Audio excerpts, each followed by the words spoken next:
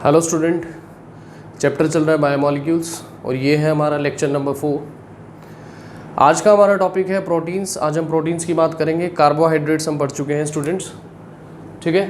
तो आज का जो हमारा टॉपिक है वो है प्रोटीन। स्टूडेंट, सबको पता ही है कि जो प्रोटीन है उसका हमारी बॉडी में रोल क्या होता है। बॉडी की ग्रोथ के लिए रिस्पॉन्सिबल है and also responsible for the maintenance in our body, ठीक है।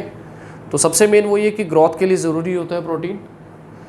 अब हम बात करेंगे कि प्रोटीन को जब हम हाइड्रोलाइज करते हैं, जैसे हमने कार्बोहाइड्रेट्स में मोनोसेक्राइड्स, डाइसेक्राइड्स और पॉलीसेक्राइड्स को हाइड्रोलाइज किया था तो कुछ यूनिट्स जो है वो मिली थी हमें। तो ऐसे ही जब हम प्रोटीन को हाइड्रोलाइज करते हैं तो प्रोटीन हाइड्रोलाइज होकर कह देती हैं अमीनो एसिड्स, जो कि हमने क्लास 10th में भी पढ़ा है, ठीक है।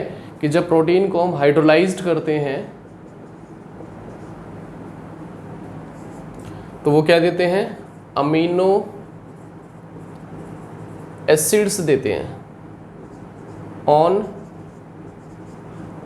हाइड्रोलिसिस, ठीक है स्टूडेंट्स। अब यूँ तो अमीनो एसिड कई तरह की होती है ऑन द बेसिस ऑफ कि बेसिकली पहले हम अमीनो एसिड्स का स्ट्रक्चर पढ़ेंगे। अमीनो एसिड कई तरह की होती है, अल्फ़ा, बीटा, गामा, डेल्टा। किस बेसिस पर? On the basis of relative position of carboxylic acid group and amino group, उनके बेसिस पर। लेकिन स्टूडेंट मैं तुम्हें बता दूं, हम बात करेंगे अल्फ़ा अमीनो एसिड्स की, क्योंकि जब हम प्रोटीन को हाइड्रोलाइज करते हैं तो we get only alpha amino acids. तो हम पहले बात करेंगे आज अल्फ़ा अमीनो एसिड्स के स्ट्रक्चर के बारे में। तो स्टूडेंट बहुत ही आसान स्ट्रक्चर है। अमीनो एसिड का स्ट्रक्चर कैसे बनाना है, आपको कार्बन एटम लेना है और of course tetravalent in nature है तो 4 बॉन्ड दिखाएंगे। अब अमीनो एसिड के स्ट्रक्चर में क्या होता है, एक तो इसमें बेसिक ग्रुप होता है यानी कि एमाइन, और एक एसिडिक ग्रुप होता है यानी कि कार्बोक्सिलिक एसिड, ठीक है स्टूडेंट। 2 ग्रुप होते हैं, एसिडिक ग्रुप होता है और एक बेसिक ग्रुप। ये फिक्स्ड है। एक हाइड्रोजन ये भी फिक्स्ड है, ये 3 चीज़ फिक्स्ड होती हैं। और यहाँ पे जुड़ेगा एल्काइल। तो स्टूडेंट ये जो एल्काइल ग्रुप है ये हमें बताएगा कि अमीनो एसिड होगी कौन सी। तो ये एक जनरल स्ट्रक्चर है अमीनो एसिड्स का। दोबारा से देख लो, बहुत आसान है। कार्बन, उसके 4 बॉन्ड दिखा दिए। एक एसिडिक ग्रुप हो गया कार्बोक्सिलिक एसिड या कार्बोक्साइल ग्रुप कहेंगे इसको। एक बेसिक ग्रुप हो गया NH2 यानी अमीनो ग्रुप। एक हाइड्रोजन जो कि फिक्स्ड है। और ये क्या है, एल्काइल। इस एल्काइल पे डिपेंड करेगा कि अमीनो एसिड क्या बनेगी, ठीक है। चलो अब मैं तुम्हें कुछ एग्जांपल लेके बता देता हूँ। वैसे तो तुम्हारी बुक्स में अगर तुम पढ़ोगे तो तुम्हारे पास एक टेबल होगी जिसमें टोटल कितनी अमीनो एसिड्स गिवन है students. Total 20 amino acids are given, ठीक है। 20 है अमीनो एसिड्स टोटल, जिसको हमने 2 कैटेगरी में डिवाइड कर रखा है, वो हम आगे पढ़ेंगे। एक तो एसेंशियल और एक नॉन एसेंशियल, ठीक है स्टूडेंट्स। टोटल अमीनो एसिड्स 20 हैं, जिसको हमने वो ये 10-10 की कैटेगरी में डिवाइड कर रखा है। 10 एसेंशियल्स हैं और 10 क्या है, नॉन एसेंशियल्स अमीनो एसिड्स। अब मैं एसेंशियल नॉन एसेंशियल की बात बाद में करूँगा, हम स्ट्रक्चर पे आते हैं सिंपल। अगर तो स्टूडेंट हम यहाँ पे एल्काइल में आर की जगह, अगर मैं एल्काइल में आर की जगह ले लूँ हाइड्रोजन एटम, तो वो जो अमीनो एसिड बनेगी उसको हम क्या पढ़ेंगे, उसको पढ़ेंगे हम ग्लाइसिन। क्या पढ़ेंगे स्टूडेंट, ग्लाइसिन। यानी ये यार अगर हाइड्रोजन होगा तो उसको ग्लाइसिन पढ़ेंगे, वो ग्लाइसिन का स्ट्रक्चर हो गया, ठीक है। और अगर स्टूडेंट यहाँ पे हम एल्काइल की जगह, मतलब आर की जगह अगर हम यहाँ पे मिथाइल ले लेंगे तो उस अमीनो एसिड को हम पढ़ेंगे एलानाइन। क्या पढ़ेंगे स्टूडेंट, एलानाइन। तो इसी बेसिस पर कि आर क्या है, तो करीब करीब 20 जो है टाइप्स की अमीनो एसिड्स होती हैं, ठीक है स्टूडेंट्स। यहाँ तक क्लियर है। चलो अब मैं तुम्हें ये बताऊंगा कि जब 2 अमीनो एसिड जुड़ती हैं, वैसे तो प्रोटीन कब बनता है, जब बहुत सारे अमीनो एसिड जुड़ते हैं तो बनता है प्रोटीन। मतलब बात वही है, जब प्रोटीन को ब्रेक करेंगे तो हमें क्या मिलेगा, अमीनो एसिड्स। यहाँ तक सबको क्लियर है। अब मैं तुम्हें बताऊंगा कि जो अमीनो एसिड जब लिंक्ड होती हैं यानी कि जुड़ती हैं एक दूसरे के साथ, तो उनके बीच में जो बॉन्ड होता है वो क्या होता है, पेप्टाइड बॉन्ड। तो हम आज पेप्टाइड बॉन्ड और पेप्टाइड लिंकेज पढ़ेंगे इन अमीनो एसिड। जैसे हमने कार्बोहाइड्रेट्स में पढ़ा था कि जो डाइसैकेराइड्स में जो यूनिट्स होती हैं वो जुड़ती हैं ग्लाइकोसिडिक लिंकेज से। इसी तरीके से जो अमीनो एसिड्स हैं, जो अल्फा अमीनो एसिड्स हैं, वो लिंक होती हैं विद दी पेप्टाइड बॉन्ड। ठीक है, कैसे होती हैं उसको देख लेते हैं एक बार स्टूडेंट।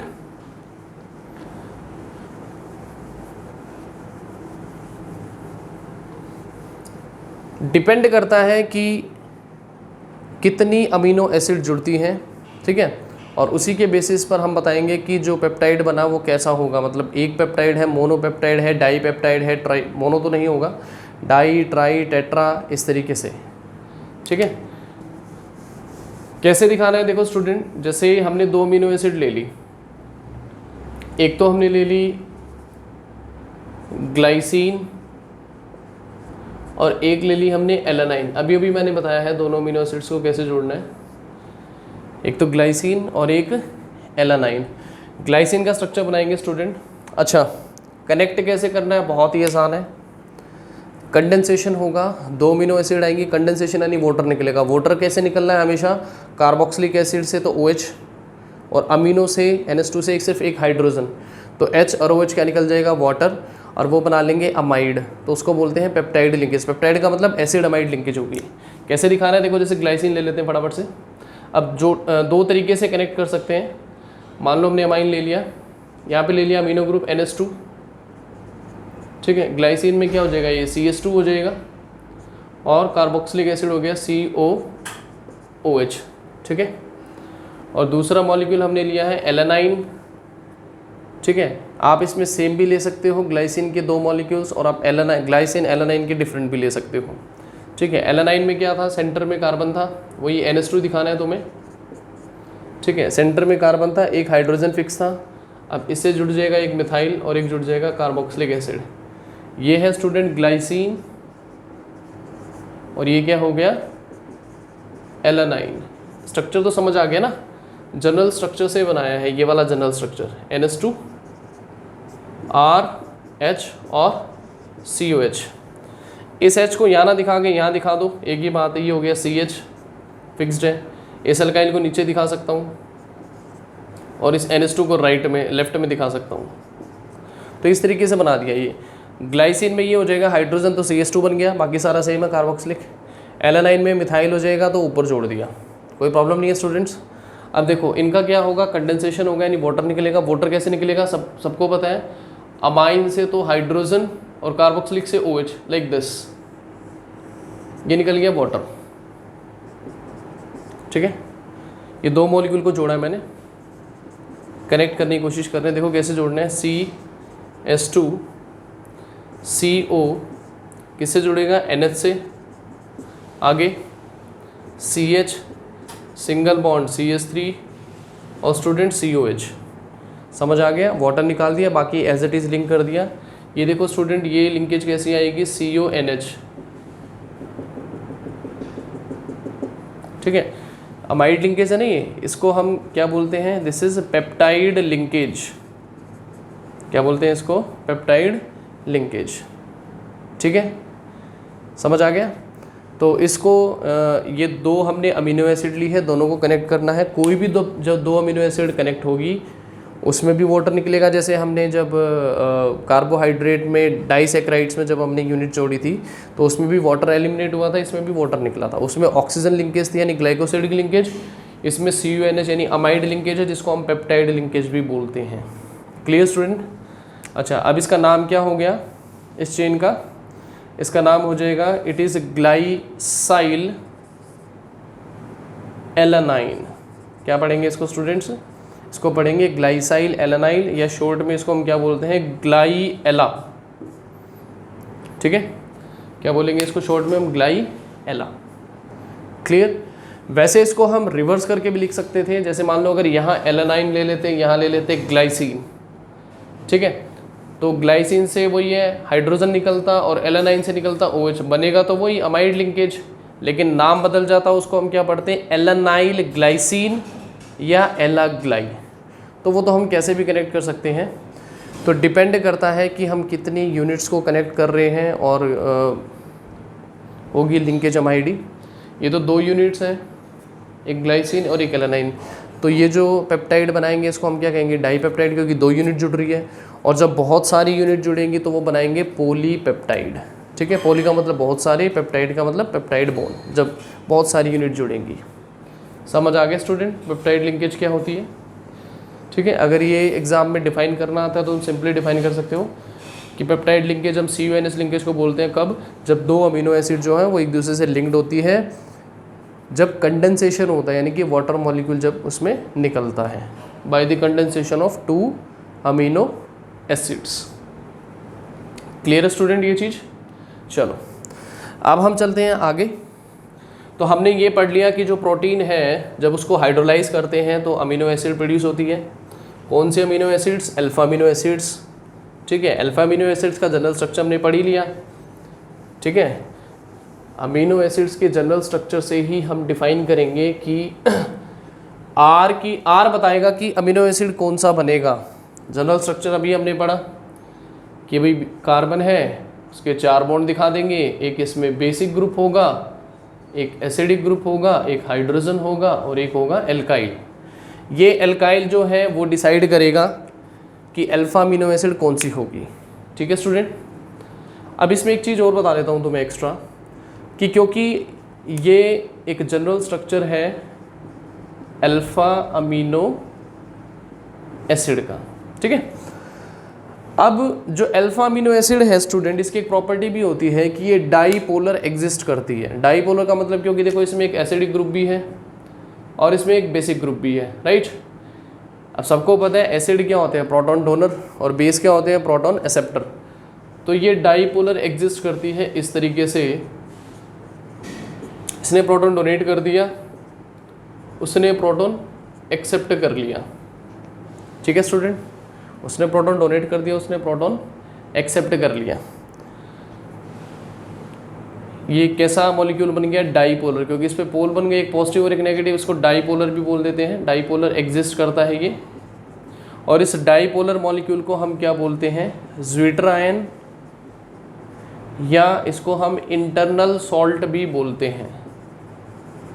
यानी जो अमीनो एसिड है, क्योंकि उसमें एसिडिक ग्रुप भी है, बेसिक ग्रुप भी है, एसिड क्या होता है, प्रोटॉन डोनर, बेस होता है प्रोटॉन एक्सेप्टर, तो डाईपोलर बन गया ना मॉलिक्यूल। तो डाईपोलर ही एग्जिस्ट करते हैं। इस डाईपोलर मॉलिक्यूल को या आयन को हम क्या बोलते हैं, ज्विटर आयन या इंटरनल सॉल्ट। क्लियर।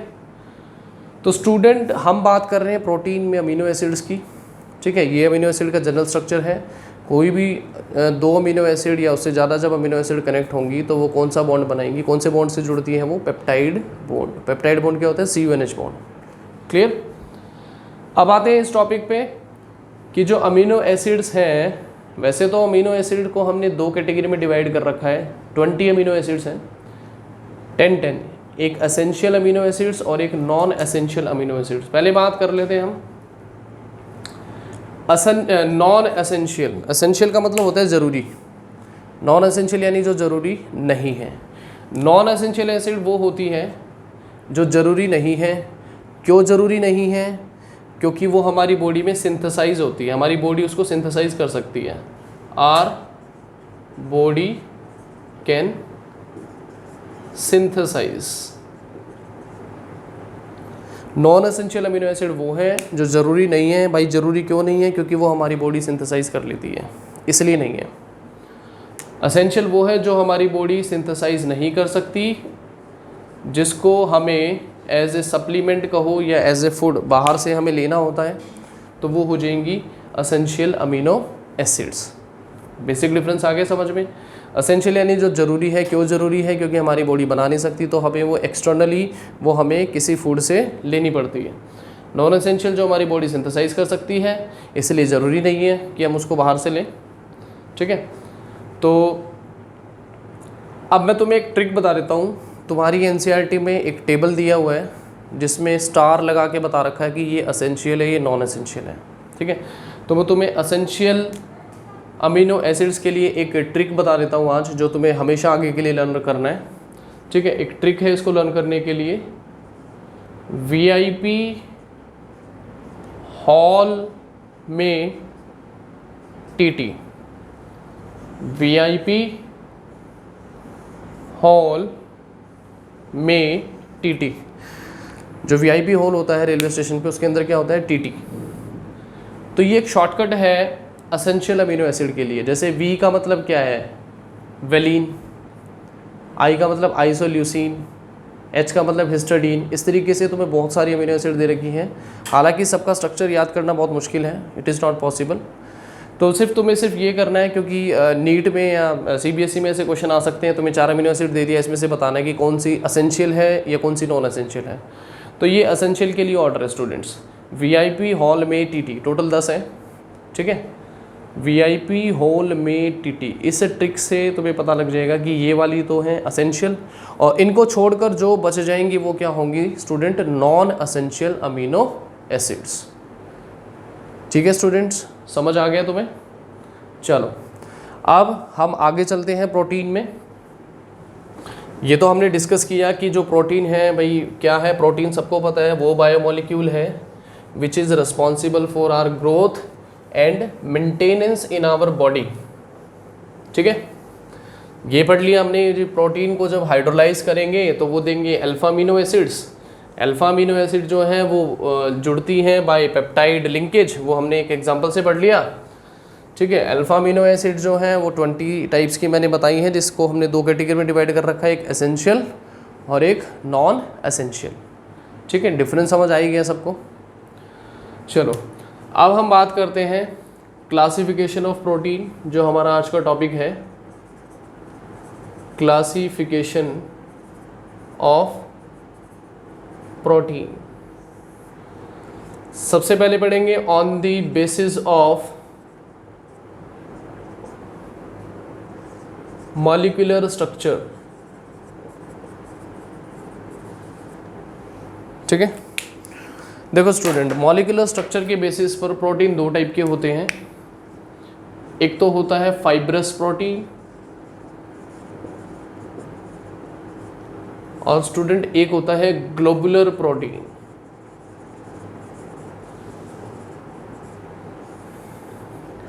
मैं तुम्हें डायरेक्टली एज ए डिफरेंस ही इस क्वेश्चन को कराऊंगा।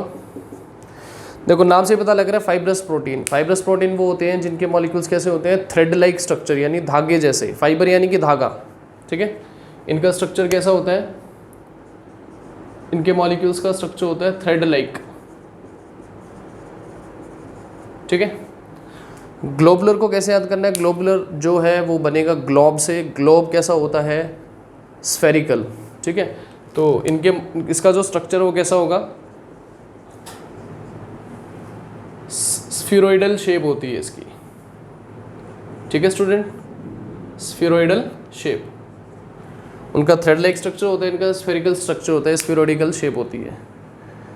ठीक है, याद हो जाएगा ना, ग्लोब यानी कि स्फेयर, फाइबर यानी कि थ्रेड, बिल्कुल ईजी है। अच्छा, जो फाइब्रस प्रोटीन है ये कैसे होते हैं, स्ट्रॉन्ग बॉन्ड की वजह से water insoluble, strong hydrogen bond और स्ट्रॉन्ग डाइसल्फाइड बॉन्ड होते हैं इसमें, प्रोटीन में, अमीनो एसिड्स के बीच में। ये होते हैं वाटर सॉल्युबल, क्योंकि इनके बीच में जो बॉन्ड है वो कैसा होता है, पोलर, डाइपोल डाइपोल फोर्स होती है। ठीक है, and hydrogen bond also, weak hydrogen bond. तो वाटर सॉल्युबल है वो वाटर इनसॉल्युबल है। इसका मतलब इसका जो स्ट्रक्चर है वो कैसा है, स्टेबल है। इसका स्ट्रक्चर क्या होता है, अनस्टेबल। ठीक है स्टूडेंट, स्ट्रक्चर क्योंकि इसका अनस्टेबल है इसी वजह से ये क्या है, sensitive to any change in pH और टेम्परेचर। एक टॉपिक पढ़ेंगे हम, denaturation of protein, globular protein का, वो आगे आएगा कि ये बहुत ज़्यादा सेंसिटिव होते हैं क्योंकि इनका स्ट्रक्चर अनस्टेबल होता है। ठीक है, एंड ये सेंसिटिव हो गए, मतलब बात वही है, स्टेबल स्ट्रक्चर है, इनका स्ट्रक्चर होता है अनस्टेबल, इसी वजह से सेंसिटिव है। इसमें एग्जांपल हम ले सकते हैं। अच्छा, इसका एक फंक्शन भी लिख सकते हैं हम, इट परफॉर्म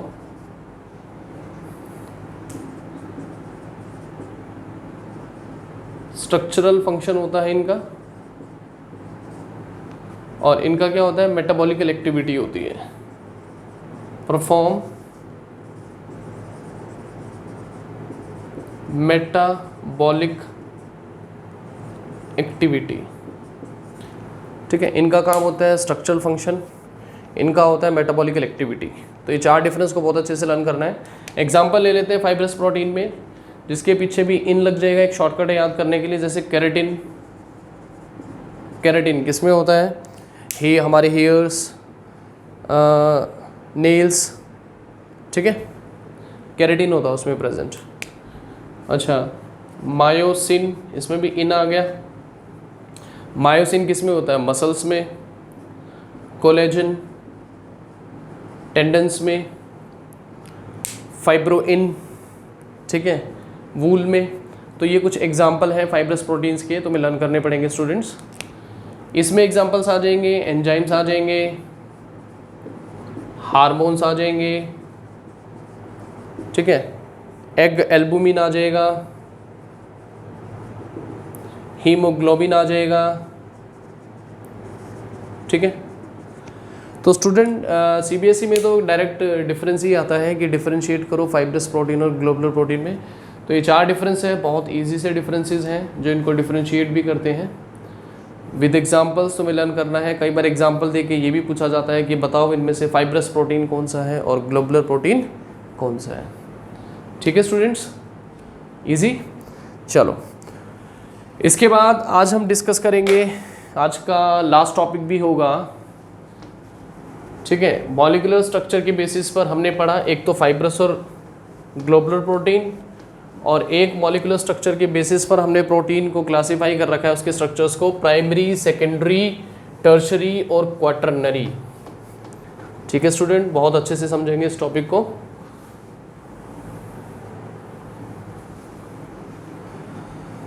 देखो स्टूडेंट, चार तरह के स्ट्रक्चर आज हमें डिस्कस करने हैं। Primary structure of protein, secondary structure of protein, tertiary structure of protein और क्वाटरनरी स्ट्रक्चर ऑफ प्रोटीन। ठीक है, primary structure, secondary structure, tertiary structure और क्वाटरनरी स्ट्रक्चर। ये तो सबको पता है कि जो प्रोटीन है उसमें क्या होती है, बहुत सारी पॉलीपेप्टाइड लिंकेज होते हैं, मतलब बहुत सारे अमीनो एसिड जुड़ के पॉलीपेप्टाइड चेन बनाती हैं। तो स्टूडेंट, प्राइमरी स्ट्रक्चर का मतलब सिंपल ये है कि प्राइमरी स्ट्रक्चर का मतलब ये है कि जो अल्फ़ा अमीनो एसिड्स हैं वो एक स्पेसिफिक सीक्वेंस में लिंक्ड होती हैं। ठीक है, प्राइमरी स्ट्रक्चर में क्या होता है, जो पॉलीपेप्टाइड चेन है they are linked in a specific sequence. बस इतना ही लिखना है तुम्हें। प्राइमरी स्ट्रक्चर का मतलब क्या है कि जितनी भी पॉलीपेप्टाइड चेन है, जितनी भी है, या मान लो अगर एक पूरी बड़ी पॉलीपेप्टाइड चेन है तो उसमें अल्फ़ा अमीनो एसिड जो है वो एक स्पेसिफिक सीक्वेंस में लिंक्ड होते हैं, उसी को हम बोलते हैं प्राइमरी स्ट्रक्चर। अब बात करते हैं सेकेंडरी स्ट्रक्चर की। सेकेंडरी स्ट्रक्चर का मतलब ये है कि जो पॉलीपेप्टाइड चेन है, वैसे तो सेकेंडरी स्ट्रक्चर का मतलब होता है कि ऑन द बेसिस ऑफ कि वो जुड़ी हैं एक दूसरे से बाय हाइड्रोजन बॉन्डिंग ही होती है, तो उनकी जो कॉन्फ़िगरेशन है हाइड्रोजन बॉन्डिंग की, उसके बेसिस पे सेकेंडरी स्ट्रक्चर को अपने दो पार्ट में डिवाइड कर रखा है। एक तो अल्फा हेलिक्स और एक बीटा प्लेटेड शीट, दो स्ट्रक्चर होते हैं सेकेंडरी में। ठीक है, सेकेंडरी का मतलब वो ये कि फर्दर उसको हम कॉयल कर देते हैं, प्राइमरी स्ट्रक्चर को फोल्ड कर देते हैं। जैसे तुमने देखा होगा, जब अगर हम हनी यानी शहद को जब डालते हैं, टपकाते हैं, तो वो क्या बना देती है, कॉयल बन जाती है, एक के ऊपर एक लेयर बन जाती है ना। तो उस तरह का होता है सेकेंडरी स्ट्रक्चर। लेकिन on the basis of hydrogen bonding की पोजीशन को लेकर दो टाइप के हमने उसको क्लासीफाई कर रखा है कि हाइड्रोजन बॉन्डिंग कैसे बनेगा, एक अल्फा हेलिक्स और एक बीटा प्लेटेड। अल्फा हेलिक्स में क्या होता है, अब हाइड्रोजन बॉन्ड तो कैसे बनेगा, अल्फा अमीनो एसिड में एक तो कार्बोक्सिलिक एसिड है जिसमें कार्बोनाइल ग्रुप है और अमीनो ग्रुप का NH। ठीक है, ये दोनों क्या बनाएंगे भाई, हाइड्रोजन बॉन्ड बनाएंगे। क्या बनाएंगे, हाइड्रोजन बॉन्ड। अल्फा हेलिक्स में बता दो स्टूडेंट, जो R पार्ट है ना, R पार्ट वो बड़ा होता है, लार्ज। और कैसी हाइड्रोजन बॉन्डिंग होती है, इंट्रामॉलिक्यूलर। इंट्रामॉलिक्यूलर मतलब एक ही चेन में वो कॉयल होती रहेगी। और हाइड्रोजन बॉन्डिंग कैसे होगी कि फर्स्ट जो यूनिट है उसका कार्बोनाइल कार्बन जो है फोर्थ अमीनो एसिड के NH ग्रुप से हाइड्रोजन बॉन्ड बनाएगा। पोजीशन याद रखनी है तुम्हें। फर्स्ट यूनिट का कार्बोनाइल कार्बन जो है जब वो 3D में बनेगा इस तरीके से, जैसे ये लेके ऐसे चेन को लपेट दो ऐसे, लाइक दिस ऐसे, ठीक है। तो कार्बोनाइल का फर्स्ट यूनिट का जो कार्बोनाइल कार्बन होगा वो चौथी अमीनो एसिड के NH ग्रुप के साथ क्या बनाएगा, हाइड्रोजन बॉन्ड। उसका स्ट्रक्चर बुक में गिवन होगा जो यहाँ मैं ड्रॉ नहीं कर रहा हूँ, ठीक है। तो हाइड्रोजन बॉन्ड इस तरीके से बनता है। हाइड्रोजन बॉन्डिंग होगी इंट्रामॉलिक्यूलर। और इसका जो स्ट्रक्चर है वो किस तरीके का दिखाई देता है, अल्फा हेलिक्स। तुमने एक राइट हैंड थंब रूल पढ़ा होगा फिजिक्स में कि इस तरीके से अगर इसको राइट हैंड थंब रूल जैसे ये मान लो कोई पोल है, राइट हैंड थंब रूल इसको ऐसे पकड़ेंगे, वो करंट की डायरेक्शन और वो बताते थे ना फिजिक्स में। तो इसी तरीके से स्ट्रक्चर होता है। जैसे ये एक पोल है, इसके चारों तरफ कोई चेन को हम इस तरीके से फोल्ड कर दें, ठीक है। तो फर्स्ट कार्बोनाइल यूनिट का फर्स्ट कार्बोनाइल कार्बन जो है वो जुड़ेगा किससे, फोर्थ यूनिट ऑफ NH। तो हाइड्रोजन बॉन्ड इस तरीके से बन जाएगा, डॉटेड से दिखाया होगा स्ट्रक्चर में। और उसका स्ट्रक्चर कैसा दिखाई देगा, राइट हैंडेड, जैसे राइट हैंड थंब रूल होता है ना उसी तरीके से। क्लियर हो गया? बाकी स्ट्रक्चर देख लेना तुम्हें समझ आ जाएगा। इसके बाद बात कर रहे हैं बीटा प्लेटेड शीट की। बीटा प्लेटेड शीट में जो R पार्ट है वो होगा स्मॉल, जो जनरल स्ट्रक्चर हमने पढ़ा था अमीनो एसिड का, उसमें R की बात कर रहा हूँ। अच्छा स्टूडेंट, इसमें होगा इंटरमॉलिक्यूलर हाइड्रोजन बॉन्डिंग। ध्यान देना, इंट्रा में with in the one chain, इसमें हो जाएगा बिटवीन टू चेन्स, ठीक है। ऑफ कोर्स जो कार्बोनाइल कार्बन है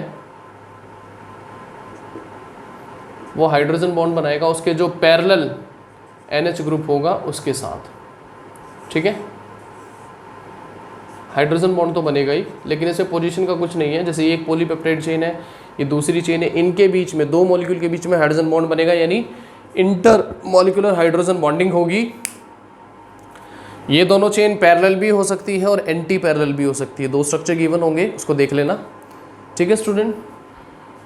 तो ये था सेकेंडरी स्ट्रक्चर, यानी कि उसको हमने कॉइल कर दिया।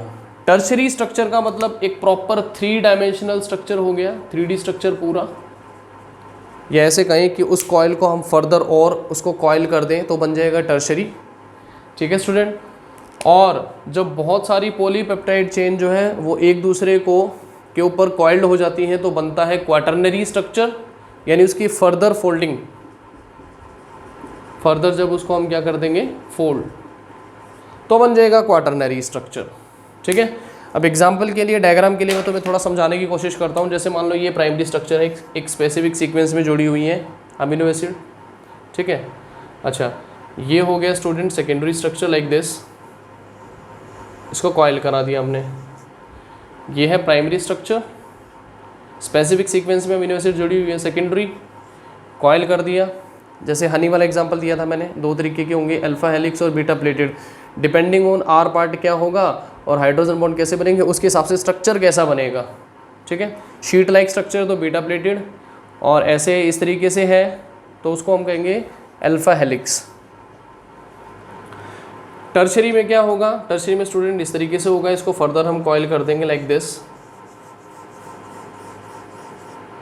ये हो गया टर्शरी स्ट्रक्चर, ठीक है। क्वाटरनरी में यहाँ ड्रॉ करने की कोशिश करता हूँ। ये मान लो ये इस तरीके से है, ये टर्शरी है। तो इसमें क्या होगा स्टूडेंट, एक तो पॉलीपेप्टाइड चेन इस तरीके से फोल्डेड है, एक इसमें दूसरी इस तरीके से फोल्डेड करने की कोशिश कर रहा हूँ मैं, ठीक है। तो ये बन जाएगा तुम्हारा क्वाटरनरी स्ट्रक्चर, मतलब उसको फर्दर फोल्ड कर देंगे। तो टर्शरी तो 3D स्ट्रक्चर हो गया पूरा, और क्वाटरनरी जब बहुत सारी मतलब दो या दो से ज़्यादा पॉलीपेप्टाइड चेन एक दूसरे में कॉइल्ड हो जाती है तो बन जाता है क्वाटरनरी स्ट्रक्चर। जैसे हीमोग्लोबिन का होता है क्वाटरनरी, ठीक है स्टूडेंट। तो इनकी डेफिनेशंस लर्न कर लेना, एग्जांपल्स भी लर्न कर लेना। स्ट्रक्चर्स में इतना ही है। और अब आज के लिए लास्ट टॉपिक जो हम पढ़ेंगे वो है स्टूडेंट डीनेचुरेशन और नेटिव प्रोटीन्स। एक बहुत इंटरेस्टिंग टॉपिक है, यहाँ डिस्कस करते हैं। एक तो नेटिव प्रोटीन की बात कर दूँ,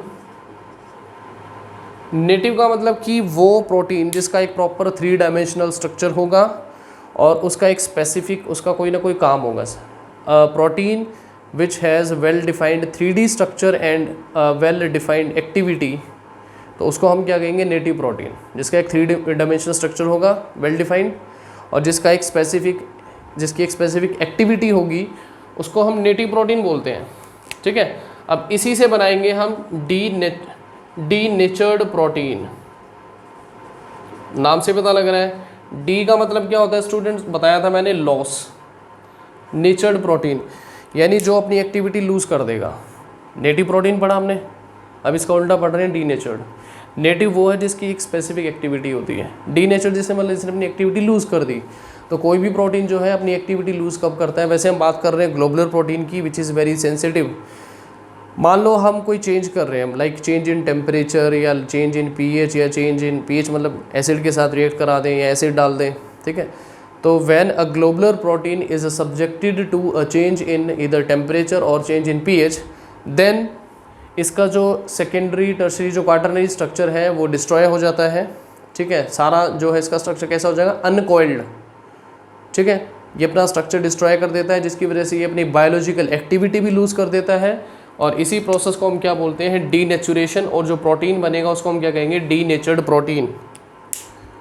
ठीक है स्टूडेंट, क्या बोलेंगे, डीनेचर्ड प्रोटीन। तो इस टॉपिक को अच्छे से कर लीजिए, बहुत इंपॉर्टेंट टॉपिक है। तो स्टूडेंट एक क्वेश्चन भी है इस पर बेस्ड एनसीईआरटी में कि जब हम एग को बॉयल करते हैं तो वो अपना वाटर लूज कर देता है। ठीक है, उस पर बेस्ड एक क्वेश्चन है डीनेचुरेशन पर। तो यहाँ तक जो है इसको अच्छे से पढ़ लीजिए, ये सारा प्रोटीन के बारे में है। ठीक है, और अगर कोई डाउट हो तो भाई मेरे से कॉल करके व्हाट्सअप करके पूछ लेना। प्रोटीन को अच्छे से पढ़ें। जो स्टूडेंट जिनके पास बायोलॉजी है उनके लिए थोड़ा आसान रहेगा पढ़ना, लेकिन जिन्होंने बायो नहीं पढ़ी है तो उनको थोड़ा सा लर्न करना पड़ेगा। ठीक है, आज के लिए इतना। अगर आज का वीडियो मेरा पसंद आया है तुम्हें तो इसको लाइक और कमेंट ज़रूर करें। ठीक है, थैंक यू।